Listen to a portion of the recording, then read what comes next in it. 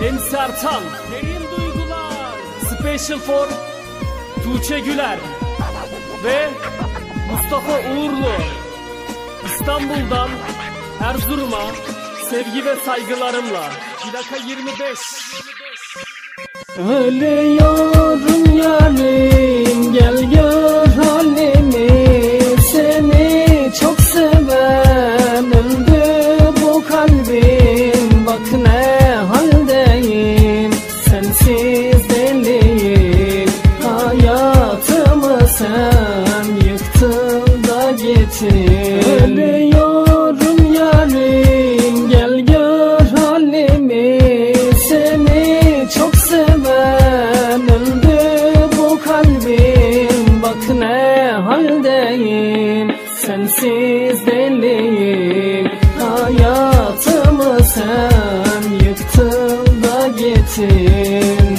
Hayat hiç bu kadar güzel olmamıştı senle yar. Derinlerde baştan başa seninle dolu bu kalbim. Seninle yaşamak çok güzel, gözümü seninle açarken bir ırmak gibiydi sevgimiz, hem dolu hem coşardı. Sen hasretim olduğum o günden beri çöldeyim. Seni yaşamak bu dünyada en güzel duygulardı. Gökte yağmur ıslatırken dağlara haykırdım. Sen var ya, sen canımdın, bir tanecik aşkımdın. Seninle olmak bu dünyada başıma gelecek en güzel şey. Her acıyı seninle göğüs germek için canımı verdim. En önemli seninle olmak, seninle hayatı paylaşmak. Zor zamanda karşımda görmek istedim, yoktu. Seni aradım her bir yerde, ben huzuru bulamadım. Sen huzurla kalbimde dolan neşesiydin. Bir bakışta yaktın içimi, sen beni benden aldın. Yağan yağmur ıslatırken hepsi benim şahidim. Seni görünce çığlık atar sevincinden, bak bu kalbim. Sebepsizce karşıma çıktın elimi uzattığımda. Kaybolup giderdin o anda, gözümü kapattığımda. Oysa bu cana taht kurdun çocuksu ruhunla. Bilir misin ki sen bu kalbin aynasıydın sen. Umutlarım tükendi,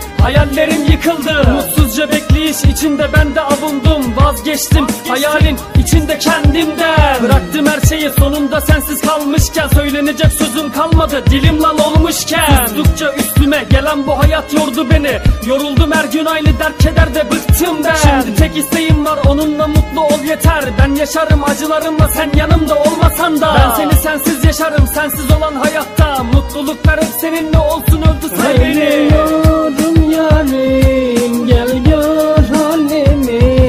Seni çok seven öldü bu kalbim. Bak ne haldeyim, sensiz deliyim.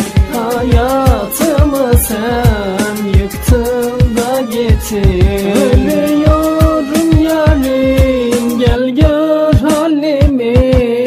Seni çok seven öldü bu kalbim. Bak ne haldeyim, sensiz deliyim. Hayatımı sen